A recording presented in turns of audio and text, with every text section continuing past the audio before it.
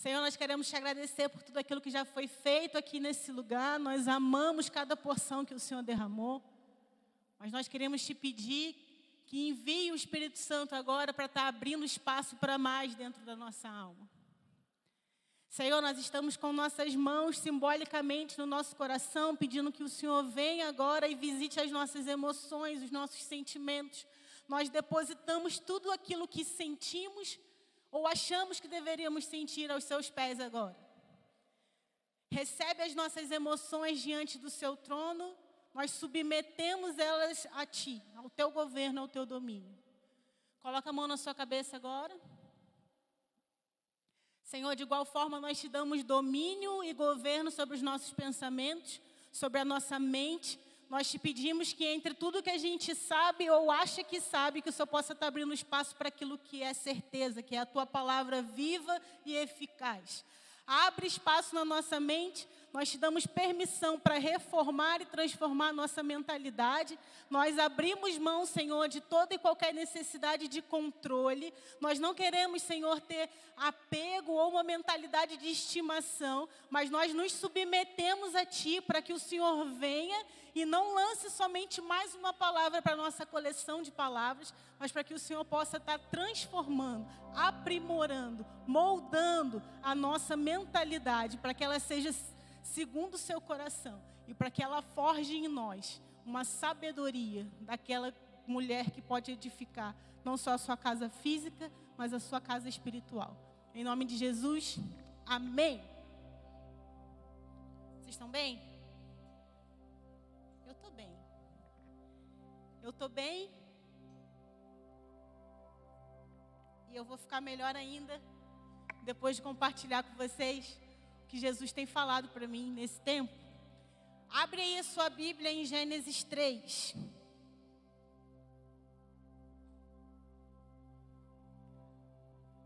Vamos junto. Ora, a serpente era mais astuta que todas as animalhas do campo que o Senhor Deus tinha feito. E essa disse à mulher: é assim que Deus disse: não comereis de toda a árvore do jardim?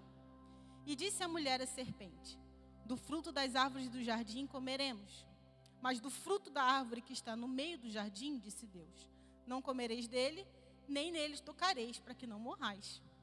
Então a serpente disse à mulher: certamente não morrereis, porque Deus sabe que no dia em que dele comerdes, se abrirão os vossos olhos, e sereis como Deus, sabendo o bem e o mal.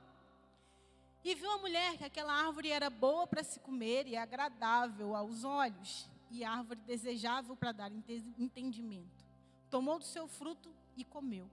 E deu também a seu marido, e ele comeu com ela. Então foram abertos os olhos de ambos, e conheceram que estavam nus. E coseram folhas de figueira, e fizeram para si aventais. E ouviram a voz do Senhor Deus, que passeava no jardim pela viração do dia, e esconderam-se Adão e sua mulher da presença do Senhor Deus entre as árvores do jardim. E chamou o Senhor Deus a Adão e disse-lhes: onde estás? E ele disse: ouvi a tua voz soar no jardim e temi, porque estava nu e escondi-me. Repete comigo: idolatria. Mais uma vez, idolatria. No Éden, Satanás encarnado na figura da serpente, ele é extremamente sutil. Ele não vai ser direto com Eva no jardim, como ele é com Jesus no deserto, por exemplo, onde ele dá diversas ordens diretas sobre o que Jesus fazer. Existe uma sutileza, existe um argumento, um convencimento. No deserto, a serpente, Satanás, vai dizer para Jesus o que fazer. No jardim, Satanás vai dizer para Eva como pensar. E eu preciso que você preste atenção aqui comigo. Eu quero conversar com vocês sobre 3 pontos da estratégia de manipulação e distração que Satanás usa com Eva e, consequentemente, com Adão no jardim, e como isso tem se tornado presente ainda nos nossos dias. Vocês estão comigo? Vamos nessa? Primeiro passo da estratégia de Satanás. Ele lança um questionamento. Repete comigo, questionamento. Se você estiver anotando, marca aí, versículo 3. Olha o questionamento que Satanás lança. ele fala para Eva: foi isso mesmo que Deus disse? 2. Em cima da dúvida que nasce da margem do questionamento, ele lança uma mentira. Então repete comigo: mentira. No versículo 4. Deus sabe que no dia que comerem, seus olhos se abrirão e serão como Ele. Então primeiro ele lançou um questionamento. Na margem da dúvida que o questionamento abre, ele lança uma mentira. Terceiro ponto da estratégia. A crença na mentira, gente, ela sempre vai afetar o comportamento. Repete comigo: comportamento. Então, no versículo 10, ele vai dizer assim: ouvi, é Adão dizendo, ouvi teus passos no jardim e fiquei com medo. Então, o homem era íntimo de Deus e agora ele tem medo dele. Então, primeiro, um questionamento é lançado. Será que Deus é quem ele diz que é? Será que Deus é mesmo esse cara? Segundo, em cima da dúvida que vem desse questionamento, uma mentira é lançada. Já que você já abriu margem sobre quem Deus é na sua vida, deixa eu aqui lançar uma mentira que você com certeza vai abraçar ela. Deus só não quer que você coma desse fruto, porque quando você comer, você vai ser como Ele. Terceiro passo. Você já questionou, você já acreditou na mentira, isso começa a afetar o seu comportamento. Antes o homem era amigo de Deus e agora ele tem medo dele. Deixa eu ilustrar aqui para você de uma maneira bem mais ordinária e bem mais cotidiana para você entender como eu estou falando. Pensa numa amiga super confidente sua, aquela pessoa que você confiava, estava sempre na sua casa, sentando na sua mesa. Um dia uma pessoa chega para você e conta: fulana fez isso. Vem comigo, vem comigo. Sem sequer ir perguntar para fulana se ela realmente fez aquilo. Você fica com aquilo no seu coração. Quando você menos espera, aquele questionamento que abriu margem para uma mentira, você e a fulana já não estão mais tão perto assim. A amizade já não é mais aquela coisa. E ela nunca nem soube por que você se afastou. Estão entendendo o que eu estou dizendo? Todas nós já passamos por isso em algum momento da vida. Nem que seja quando a gente era adolescente. Só eu passei por isso? A estratégia é a mesma, gente. É a mesma. Volta aqui comigo lá para o Éden. Reparem que em nenhum momento Satanás chega até Eva e diz... e reivindica algum tipo de adoração a Eva. A estratégia que ele adota lá no Éden, o objetivo dessa estratégia não é conversão. Satanás não está querendo que Eva se torne satanista, ok? O objetivo de Satanás é distrair Eva. Porque se ela estiver distraída, ela não vai fazer aquilo que ela nasceu para fazer. Ele não precisa que a adoração venha para ele. O objetivo dele é que a adoração não vá para onde ela deveria ir. Ok? Satanás não quer que você se torne satanista. Ele só quer que você não adore ao Senhor. Presta aqui atenção comigo. Você já parou para pensar por que no Éden Satanás aparece em forma de serpente? Quando eu era criança, eu tinha muitas essas viagens. Sempre fui muito imaginativa. E eu ficava pensando, por que ele não veio igual um leão, um elefante, um urso, sei lá, um bicho sinistrão, nem que fosse um jacaré, e obrigasse Eva a comer o fruto? Não ia ser mais rápido? Ele vem como uma serpente, astuta, silenciosa, falando baixinho, eu imagino. Sabe por quê? Grava isso no seu coração, na sua mente, não esqueça nunca. É muito mais perigoso você lidar com um manipulador do que com uma pessoa autoritária. Muito mais. A nossa natureza, ela é programada para se defender do autoritário. Se alguém chegar se impondo a você, te dando ordem, sendo autoritário, sendo opressor, você vai falar: peraí, quem você acha que é? Você se arma. Agora essa pessoa vem, te contornando, aos pouquinhos, falando baixo. Será? Será que é? Será que é assim mesmo como você entendeu? Será que é assim mesmo como você pensa? Será que essa pessoa é quem você pensa que ela é? O dano que isso vai causar no seu coração e na sua mente é muito maior do que se alguém vier e te obrigar a fazer alguma coisa. Estão aqui comigo? Não saber discernir manipulação derrubou a comunhão do homem com Deus no Éden. E não saber discernir manipulação até hoje tem levado a gente para o mesmo caminho. É forte. Eu tomei café poderoso depois do almoço. Gente, Satanás não disse, Eva, negue a Deus. Satanás só teve o trabalho de dizer, Eva, será que Deus é quem você pensa que Ele é? Em termos de convicção, gente, por favor, não me interpretem mal, em termos de convicção, ok? É muito mais fácil você manter a sua fé convicta, a sua mente convicta, quando você está num lugar de perseguição direta, do que quando você está num lugar de perseguição cultural. Estão entendendo o que eu estou dizendo? É mais fácil você se manter convicto na sua fé quando você está num país onde a igreja é perseguida e tem alguém querendo colocar uma arma na sua cabeça e mandando você verbalmente negar Jesus. A chance de alguém entrar nessa igreja agora, botar uma arma na sua cabeça, mandar você negar Jesus e você dizer não, é muito grande. Porque a gente está lidando com opressão, autoritarismo, aquilo que a gente foi naturalmente programado para dizer não. Agora, essa tentativa de manipulação cultural é o todo dia alguém está perguntando para a gente, todo dia o sistema está perguntando para a gente, será que Deus é quem você pensa que Ele é? Será que Jesus é esse cara que você pensa que Ele é? Mulher, será que Deus é realmente bom? Será que Deus realmente se importa com você? Mulher, será que Deus realmente acha que você e o homem são iguais diante dele? Será que você realmente acha que Ele acha que vocês têm o mesmo valor? Estão entendendo o que eu estou dizendo? Nós recebemos diariamente muitas versões, interpretações, alterações, achismos de quem as pessoas acham que Deus é.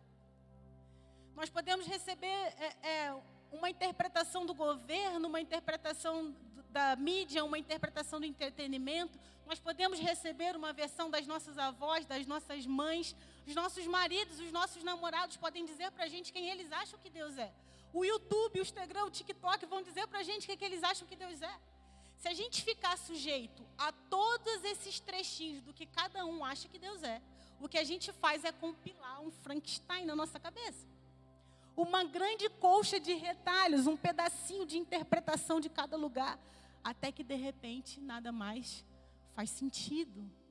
Porque a figura que a gente está adorando depois disso tudo é um bonequinho de molde que a gente fez, não é mais Deus. Mateus 16:13 diz assim, Jesus está falando com os discípulos e ele diz, quem dizem os homens ser o filho do homem? Quem o povo lá fora diz que eu sou? Daí os discípulos eles começam a patinar e eles começam a dar diferentes interpretações de quem que o povo está dizendo, de quem a massa dizia que era Jesus. Até que o Senhor perde um pouco a paciência e ele diz, e vocês? Quem vocês dizem que eu sou? Vocês que estão caminhando comigo há tanto tempo, de tão perto, o quanto vocês me conhecem.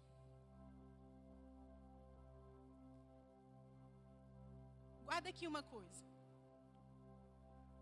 Toda vez que eu me afastar do real entendimento de quem Deus é, eu vou perder a expectativa no que Ele pode fazer. Ok?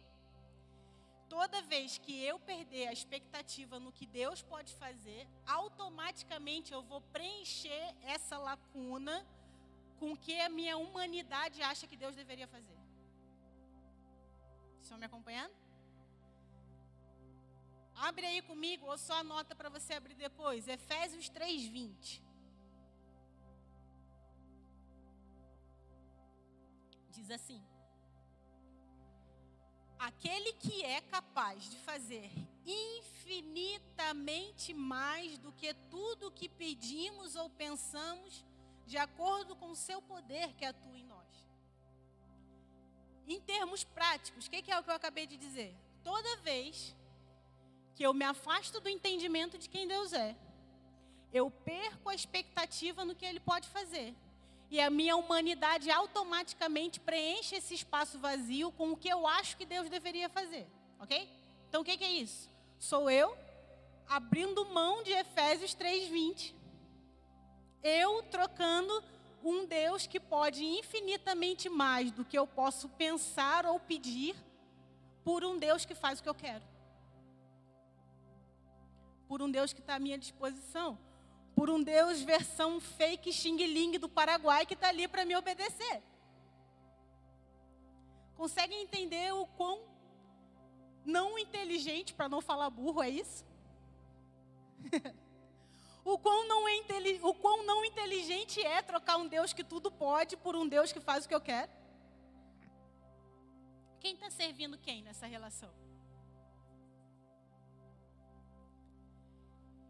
Quem eu adoro? Quando eu levanto as minhas mãos, quando as palavras saem da minha boca, quem eu estou adorando? O Deus que é? O grande eu sou? Ou esse Deus que eu inventei? Existe um entendimento nessa mensagem que eu vim aqui compartilhar com vocês. Eu queria muito que vocês anotassem isso na Bíblia, no caderno, no coração, na testa, na mão, onde vocês puderem. Na testa não pode. Adoração verdadeira a um Deus falso é idolatria. Ok? Mas adoração falsa a um Deus verdadeiro também é idolatria. Adoração verdadeira a um Deus falso é idolatria. Mas adoração falsa a um Deus verdadeiro também é idolatria. Esse primeiro caso que eu falei é o que nós evangélicos achamos que estamos imunes, né? É a adoração da imagem, do santo, do desenho, da figura. É um Deus que é falso e que recebe adoração que é verdadeira. A gente reconhece isso como idolatria. Mas, e quando o Deus é verdadeiro, mas a adoração que a gente entrega é falsa? Também é idolatria. Porque o conceito de idolatria é adorar tudo aquilo que não é Deus.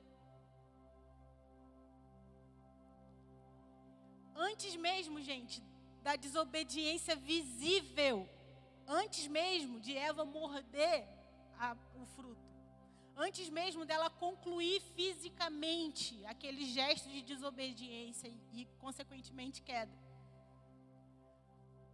a idolatria ali já tinha começado lá quando ela pensa, será que Deus é realmente Deus? Para chegar até o comportamento, passou primeiro pelo gerar de um pensamento que ela colheu. Vocês estão me entendendo? Se as nossas mãos se levantam e a nossa boca canta a palavra Deus, mas a nossa alma não reconhece a identidade inquestionável de Deus, o que a gente está entregando é uma adoração falsa. Amém? Salmos 115. Não a nós, Senhor, não a nós, mas ao teu nome da glória, por amor da tua benignidade e da tua verdade.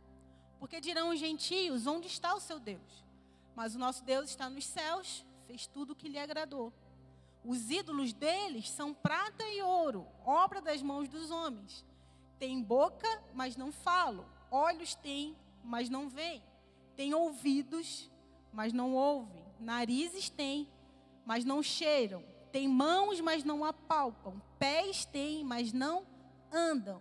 Nem som algum sai da sua garganta. A eles se tornem semelhantes os que os fazem, assim como todos os que neles confiam. Tornem-se semelhantes a eles aqueles que os adoram. Tornem-se surdos, tornem-se mudos espiritualmente. Quando a idolatria acontece, gente, de forma consciente ou inconsciente, a primeira coisa que acontece é a gente perder nossa conexão com o mundo espiritual. A gente perde a nossa conexão com as coisas do alto. Surdos espiritualmente, a gente não consegue mais ouvir o que Deus está falando. e mudos espiritualmente, a nossa oração não chega mais até Ele. A conexão é cortada, o diálogo é cortado. Quer ver uma coisa muito louca? Nos capítulos 2 e 3 de Apocalipse, a gente vai ter vários versículos dizendo a mesma coisa. Quem tem ouvidos para ouvir, ouça o que o Espírito diz às igrejas. João vai repetir isso com ênfase nas 7 cartas às 7 igrejas. O que ele está dizendo aqui, gente? Aqueles que ainda conseguem ouvir. Por que essa redundância de quem tem ouvidos ouça? Aqueles que ainda conseguem ouvir, ouçam o que eu estou dizendo. Quem são aqueles que ainda conseguem ouvir? Aqueles que não se tornaram surdos espiritualmente. Quem são aqueles que ainda conseguem ouvir? Aqueles que permanecem adorando o Deus que é verdadeiro e não uma distorção que fez de Deus para si mesmo. A primeira vez que eu ouvi esse paralelo, eu chorei profundamente. Eu sou uma pessoa que chora muito fácil. E eu chorei muito de temor. Muito, muito, muito, muito. Porque eu fiquei pensando, eu ouvi isso minha vida inteira, cresci na igreja, eu nunca tinha entendido a profundidade dessa fala. João aqui não está falando para desviados, as cartas são enviadas para a igreja. Dentro das igrejas vão ter pessoas que não estão ouvindo Deus. Que tristeza que dá quando a gente pensa que tem pessoas dentro da igreja que não estão ouvindo Deus.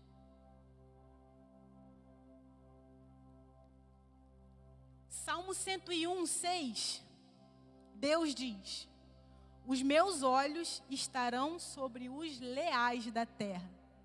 Os meus olhos estarão sobre os leais da terra. E aí em Lucas 22, 28 e 29, Jesus está conversando com os discípulos. Ele diz assim: vocês são os que têm permanecido ao meu lado durante minhas provações. E eu lhes darei um reino, assim como meu Pai deu para mim. Qual que é o paralelo entre esses dois versículos? Deus procura os leais. E os olhos deles se mantêm sobre os leais. E Jesus, o Filho, vem e recompensa aqueles sobre quem os olhos de Deus, Pai, estão. Estão entendendo a profundidade disso? Quem é o leal? Leal é aquele que caminha junto até o fim. Leal é aquele que permanece fiel. Leal é aquele que, diante de todas as distorções apresentadas de Deus, prefere ficar com a original. O leal é aquele que não vai distorcer a identidade real de Deus para se transformar em alguma coisa mais confortável para a gente mesmo. É aquele que não pega esse livrinho aqui, abre e fala, esse aqui sim, aqui não, aqui acho que dá. Essa página eu vou jogar fora. Essa aqui eu vou fingir que não é comigo. Essa aqui eu vou tirar uma foto e mandar para minha amiga, que é para ela. Essa aqui... Tem gente que lê a Bíblia assim.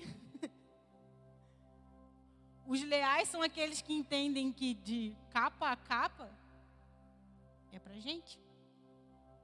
Amém? Leal é aquele que entende na sua mente e no seu coração que Deus é um Pai bom e que nele está toda a cura, toda a transformação e toda a afirmação que eu preciso.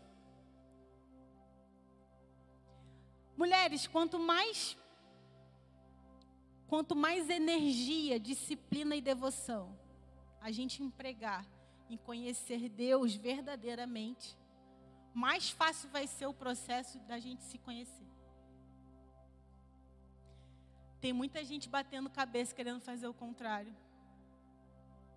E é um jogo, é uma dança. Conhecer a Deus e conhecer a si é uma dança.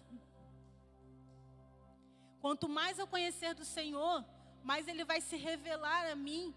E entendendo suas múltiplas facetas, eu consigo me compreender melhor.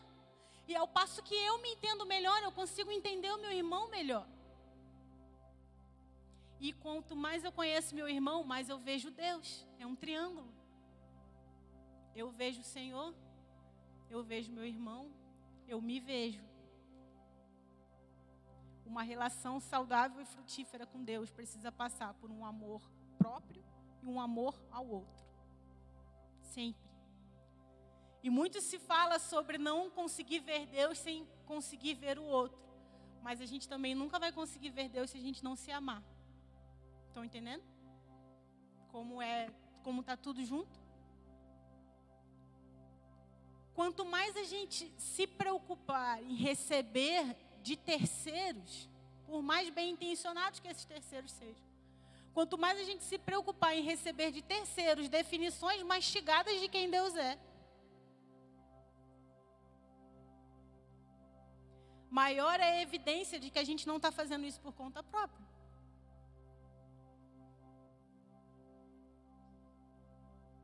Nós, igreja evangélica brasileira, a gente acha que é a prova de idolatria, mas a gente está muito mais perto dela do que a gente imagina.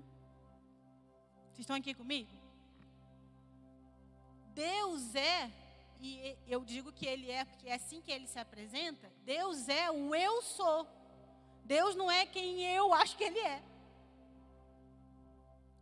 Ele não é quem eu quero que Ele seja, Ele é o eu sou.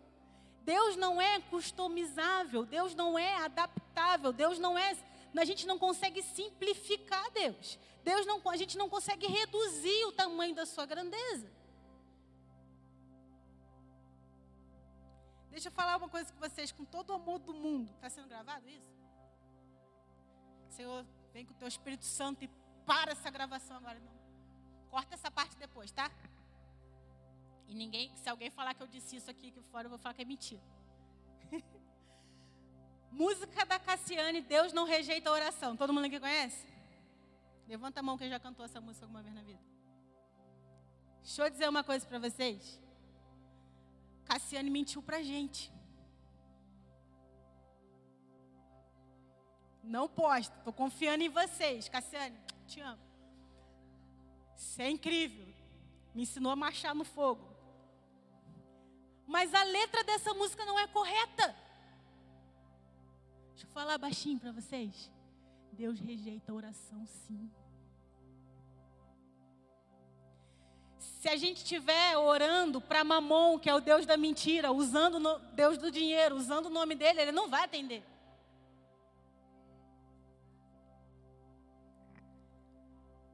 Se na hora da oração o nome Deus está nos meus lábios, mas a compreensão de quem Ele é não está no meu coração, Ele não vai me atender. Gente, Deus não é bobo. Deus não é trouxa, a gente que é. Sabe aquele amigo que você está sem falar com ele um tempão, aí você abre o WhatsApp porque você precisou dele para alguma coisa. Aí você vai ver a última mensagem que você mandou para ele era porque você estava precisando de alguma coisa. Já passou por essa situação? Eu sou vulnerável, já passei. E aí a gente fica constrangido. Mas para fazer isso com Deus, a gente não fica constrangido, né? A gente é cara de pau. A gente some. Some, não dá as caras, não fala com Ele por meses, aí um boleto atrasa. Oi, Deus, sou eu de novo. Um negocinho saiu do caminho que a gente imaginava que tinha que ser. Oi, Senhor, quanto tempo, como está a família? O senhor está bem? Deus não é bobo, gente. Agostinho de Hipona, um dos mais importantes teólogos do início da igreja, ele tem uma fala que constrange meu coração absurdamente. E ele diz assim: a minha consciência, Senhor, não duvida, antes tem certeza absoluta de que eu te amo. Feriste o meu coração com a tua palavra, e desde então eu te amei. Mas o que eu amo quando eu te amo? Deus, o que eu amo quando eu digo que eu te amo? Eu já passei noite em claro com isso aqui.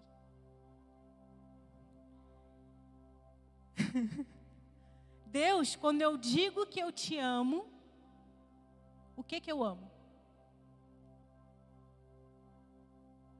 Agostinho não está questionando se ele ama a Deus. Ele tem convicção do seu coração que ele ama a Deus. Mas chega um momento que ele começa a pensar: quando eu digo que amo Deus, a quem eu estou amando? amamos a Deus ou amamos ao que Deus pode nos dar? Amamos a Deus ou amamos como Deus pode nos fazer sentir? Eu ando muito no meio da cultura, da comunicação, do entretenimento. Assim. E o que eu mais encontro no meu mercado de trabalho são simpatizantes de Deus. Houve um tempo que a gente era mais perseguido, o cristão nesse meio. Hoje em dia todo mundo quer ser amigo da gente porque eles simpatizam com Deus, porque Deus é legal. A galera chegou num consenso de que Deus é legal, de que Jesus é legal. Jesus está cheio de simpatizante. Todo mundo querendo ser amigo de Jesus, mas ninguém querendo obedecer. Então, Jesus, o Espírito Santo principalmente, dentro das jurisdições da Trindade, o Espírito Santo tem esse poder do toque físico, né? Que faz a gente chorar, tremer, rolar no chão, tomar aquele chaba gostoso.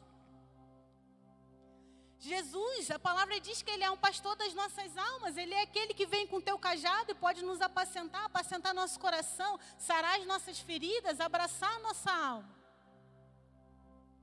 Quando eu digo que eu amo o Senhor, o grande eu sou, eu amo o que Ele me faz sentir. Eu amo o que Ele pode me dar. Eu amo o Senhor como Jó, acima de todas as circunstâncias e provações, ou eu amo o Senhor segundo o triunfalismo e a teologia da prosperidade, que são plenamente baseados naquilo que Ele pode me fazer sentir, triunfalismo, naquilo que Ele pode me dar, prosperidade. Estão me entendendo?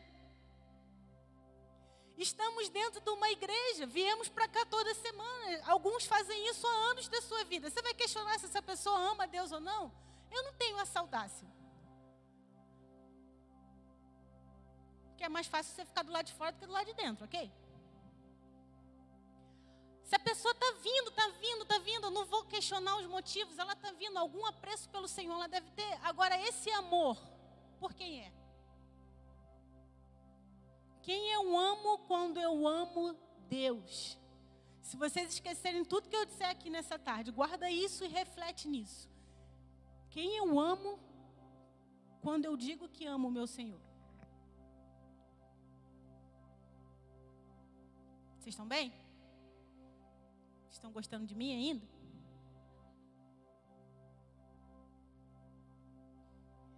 Mateus 7, de 21 a 23. Para mim é a passagem mais assustadora da Bíblia inteira. Quando eu era criança eu tinha medo de Apocalipse. Depois que eu fiquei adulta eu passei a ter medo de Mateus 7, de 21 a 23. Que diz assim: nem todo o que me diz Senhor, Senhor, entrará no reino dos céus, mas aquele que faz a vontade do meu Pai que está nos céus. Muitos me dirão naquele dia: Senhor, não profetizamos nós em teu nome? E em teu nome não expulsamos demônios? E em teu nome não fizemos muitas, não poucas, muitas maravilhas? E então direi abertamente: nunca vos conheci. Apartai-vos de mim, vós que praticais a iniquidade. Para mim é a passagem mais assustadora da Bíblia. Minhas irmãs, o cenário geral da igreja evangélica brasileira é de devoção a um Deus projetado e não de um Deus conhecido. Sabe o que me chama mais atenção nessa passagem que a gente acabou de ler? É que os falsos discípulos, eles só falam, eles só argumentam sobre aquilo que eles fizeram. Olha os verbos que eles usam. Eles falam: profetizaram, expulsaram demônios, fizeram e aconteceram. Os argumentos deles são todos baseados em cima de atividade, de ativismo, de ação. Em nenhum momento eles falam: Jesus, mas a gente não passou tempo com você no secreto. Senhor, mas eu não lavei seus pés com as minhas lágrimas, com o meu cabelo. Jesus, mas eu não saí daquele culto encatarrada, descabelada, você não lembra disso? Em momento algum, eles falam sobre as experiências que eles tiveram com Deus, que eles conheciam. Eles falam sobre coisas que eles fizeram para o Deus que sequer sabiam quem eles eram. Não é esse o cenário da nossa igreja? Os falsos discípulos, eles não falam de uma relação, gente, eles falam de uma agenda.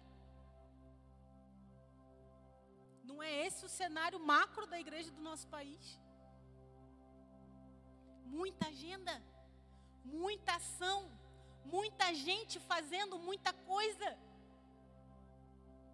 Mas quantas pessoas chorando aos pés dele?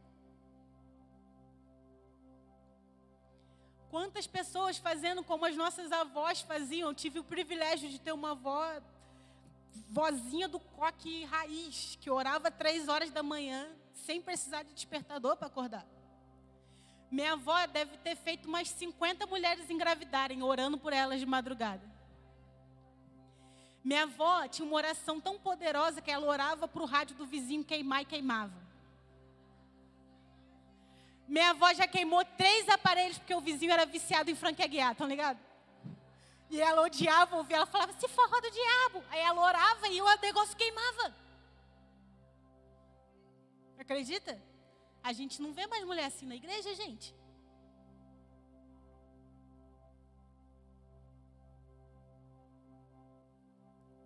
A gente tem construído, e eu digo a gente, porque nós somos irmãos.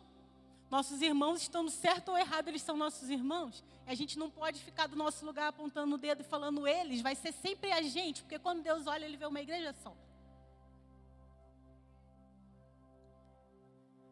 A gente tem construído igreja em cima de uma agenda.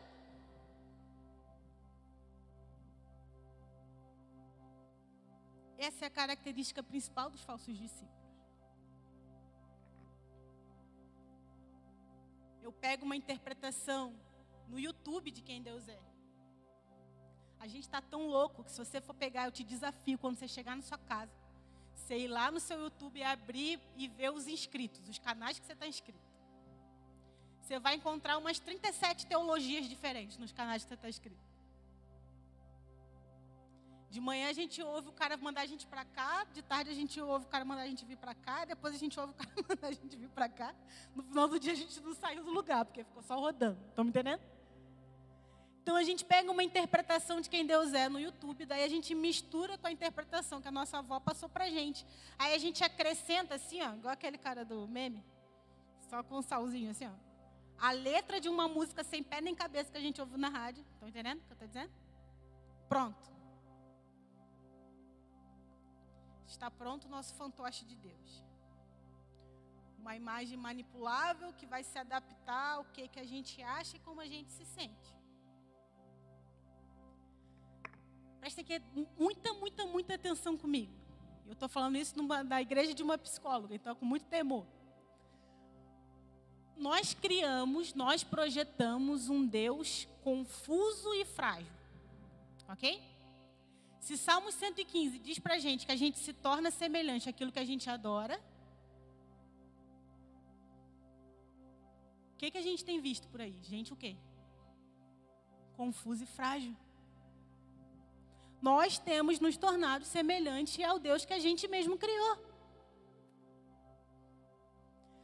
A um Deus que não sabe o que quer, que tudo se ofende. Gente, a gente gasta muito tempo a gente perde muito tempo defendendo um Deus que não precisa de defesa, porque a gente acha que Ele é frágil. Se a gente entendesse o tamanho de Deus, a gente não ia arrumar meia treta na internet, porque a gente ia saber que Ele não precisa ser defendido. Estão me entendendo? Estão gostando de mim ainda?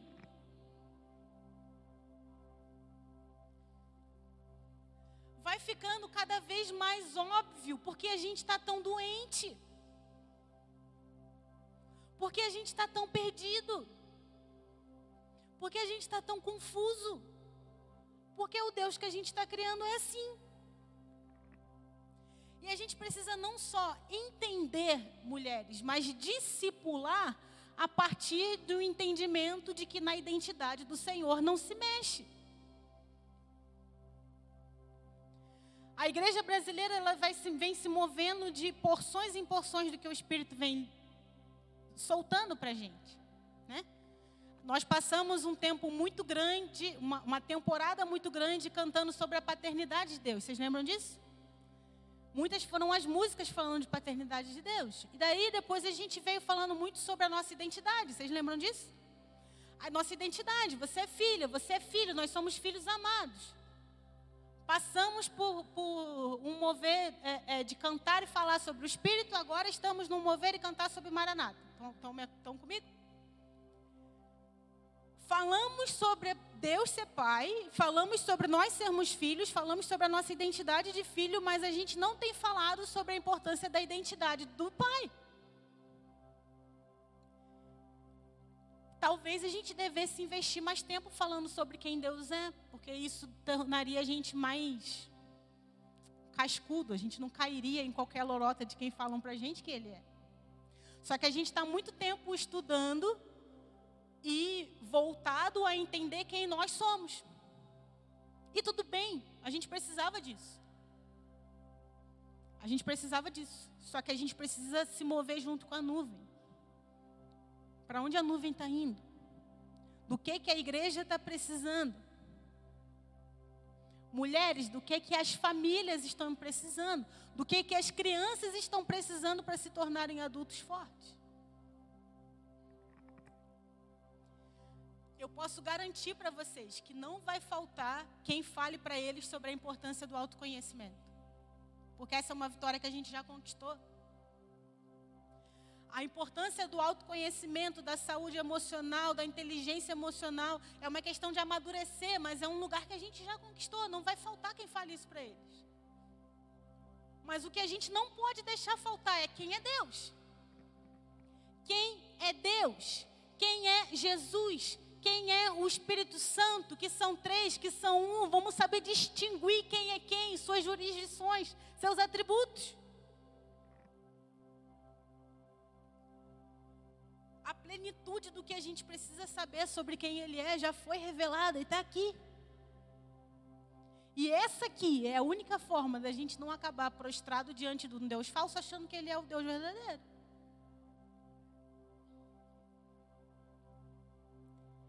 A palavra diz pra gente sobre conhecer e prosseguir em conhecer. Amém?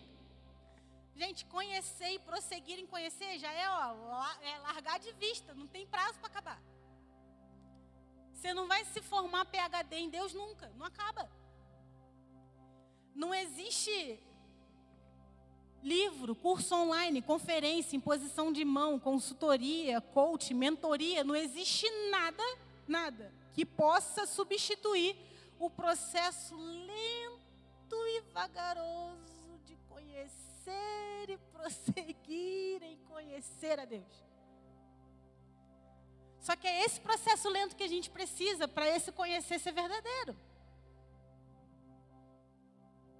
A gente está sempre tentando apressar tudo. Sempre tentando fazer as coisas muito rápidas. Nós precisamos de líderes.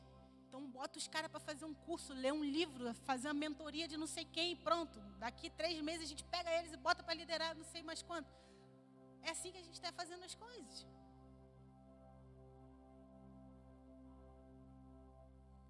Eu vi uma frase outro dia na Forbes Mulher que me marcou muito. Mandei até para a Ju. A Ju é a discípula que está aqui comigo, que tem me ajudado com as mulheres da igreja. Eu falei, olha que absurdo isso aqui. É uma frase muito simples, mas que fez pô na minha cabeça. Seja a mulher que você precisava ter por perto quando era uma menina. Seja a mulher que você precisava ter por perto quando você era uma menina.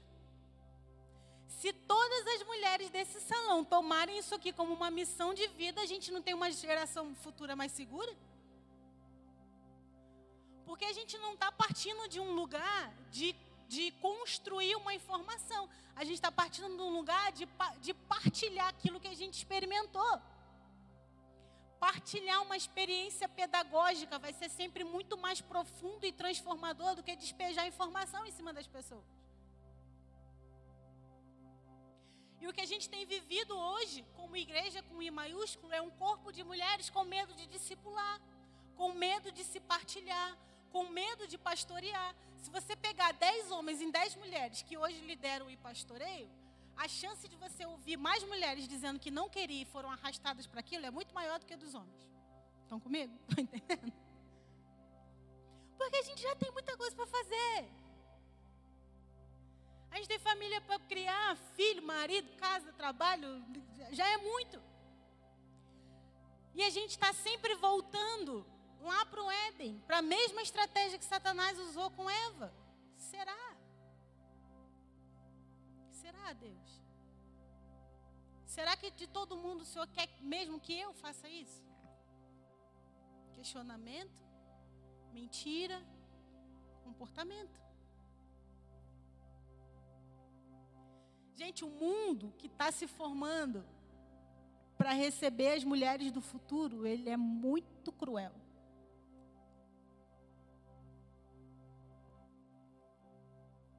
A gente não pode virar as costas para as novas gerações. A gente não pode deixar abrir um abismo entre nós. Toda geração tem sua luta. Todas as gerações tiveram suas lutas. Mas presta aqui atenção comigo. Nós passamos décadas, nós mulheres, passamos décadas de opressão,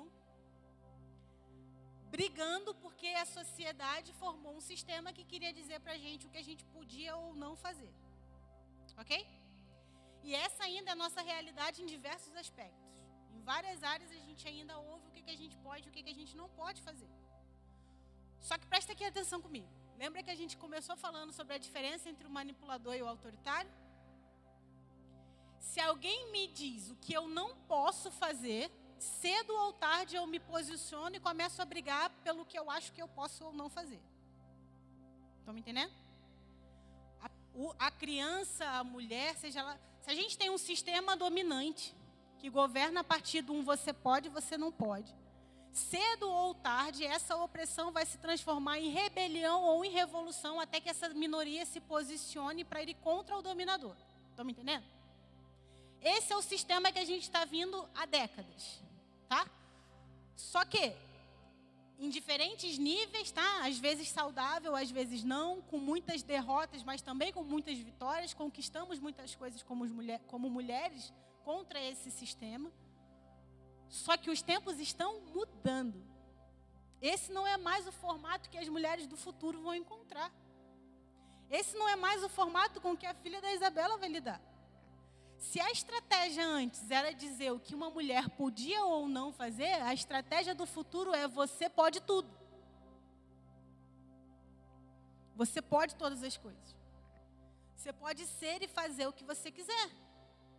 As mulheres do futuro, elas não vão ouvir sobre o que elas não podem ser. Elas vão ouvir que elas podem ser tudo. Isso é muito perigoso. Sabe qual que é o conceito de opressão? Sujeição imposta pela força, coação e humilhação. Sabe qual que é o conceito de libertinagem? Insubmissão, indisciplina e entrega imoderada aos prazeres. A gente está falando de sair de um extremo e ir para o outro. E o que isso tem a ver com o caminho que a gente está construindo aqui junto, que começou desde Gênesis 3? Tudo. Porque quanto mais a gente se colocar no centro, quanto mais a gente achar que tudo pode, que a gente não precisa se submeter a nenhum tipo de organização estrutural de como as coisas deveriam ser, mais a gente está distorcendo Deus. Porque não cabe a um homem estar no centro. Deus não divide a sua glória, Ele não divide o seu trono com ninguém. Deus nunca vai chegar para o cantinho para outra pessoa sentar na beirinha com Ele. Então, essas duas ideologias, ideologia no sentido de convicção que te governa, essas duas ideologias, elas não conseguem conviver. Não tem como Deus ser o centro e eu achar que eu posso todas as coisas. Bíblia em nenhum momento prometeu isso para a gente. A frase que está nos para-choques dos caminhões, ela precisa ser analisada. Tudo posso naquele que me fortalece. O naquele que me fortalece tinha que estar em negrito. A gente só está ficando com tudo posso. Estão me entendendo? Quanto mais a gente adorar uma falsa imagem de Deus, mais surdos e mudos espiritualmente a gente vai ser. Até que a gente se torna presa fácil para Satanás. Até que ele conclui o objetivo dele, que era o quê? Distrair a gente. Distorcer como a gente compreende Deus. Gente, é só a gente pensar no histórico da humanidade. Eu amo história, sou suspeita. Eu sou uma nerd estranha, então eu não sou parâmetro, mas alguém pode gostar de história também. Eu gosto de coisas aleatórias. Mas a gente pensar na história da humanidade, nós passamos décadas como igreja, com as pessoas odiando Deus e dizendo que nós não poderíamos amá-lo. Esse tempo, todo mundo quer amar Deus. Você pode estar pensando, mas Nath, que mundo você vive? A igreja está sendo perseguida. A igreja sim, Deus não. Estão entendendo? Porque as pessoas acham que Deus pode ser relativizado. Existe um Deus para cada ideologia política, para cada estação do ano, para cada time de futebol. Se antes as pessoas se o sistema não queria que a gente amasse e adorasse o Senhor, agora a gente precisa abraçar essa tese de que Ele é para todo mundo e todos os caminhos levam a Deus. Quando a Bíblia diz para a gente que Jesus é o único caminho. Só o Deus real, único e soberano pode guardar a gente da gente mesmo. Se nós cairmos na falácia de achar que somos iguais, quem vai guardar a gente? Quem poderá nos defender? Só Ele pode fazer infinitamente mais do que a gente pede, do que a gente pensa. Ainda na dispensação da lei, a exclusividade na adoração ao verdadeiro Deus vinha antes de todos os mandamentos comportamentais, gente. Antes de tudo que era comportamento, vinha adorar somente a Deus. Na dispensação da graça, amar a Deus vem antes de todas as outras coisas. Deus é o centro, o alvo e o motivo. O Deus. E a gente não pode perder o senso de urgência de amar e adorar esse único Deus. Mulheres, essa é a coisa mais poderosa que a gente pode fazer hoje. A maior colaboração que a gente pode dar para a sociedade, para a nossa igreja, para os nossos filhos, é conhecer e prosseguir em conhecer ao Senhor. Amar e prosseguir em conhecer. Amar e prosseguir em amar esse Senhor. E ensinar os mais novos a fazer isso. E ensinar os mais novos a fazer isso.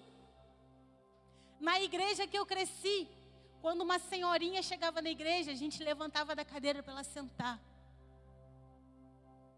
A gente gostava de ir para a casa dos nossos amigos. Eu adorava ir para a casa das minhas amigas e conversar com as mães delas. Eu sempre fui a amiga do rolê que conversa com a mãe. Todo mundo tem uma amiga dessa. Eu sempre fui essa pessoa. Por quê? Sabedoria. Compartilhamento de experiência. A gente não vê mais isso hoje.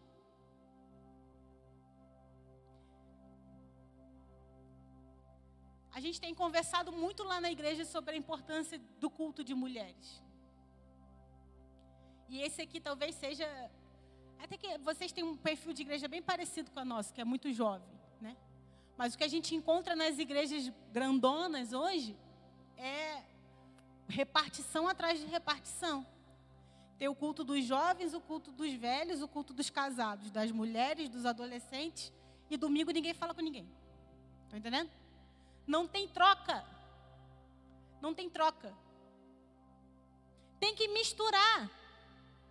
Tem que misturar. É culto de mulher, é para todas as idades. Tem que ter troca. É na troca que a gente vai ver o Senhor. É na troca que Ele vai se manifestar. Porque às vezes a porção dele que você está precisando está com a sua irmã aqui. Se você estiver nesse lugar seguro, dedicado a conhecer a Ele, quando você mistura o que você conhece dele com o da outra pessoa, dá certo. O problema é quando você não está fazendo o seu dever de casa e você quer terceirizar o conhecimento de Deus.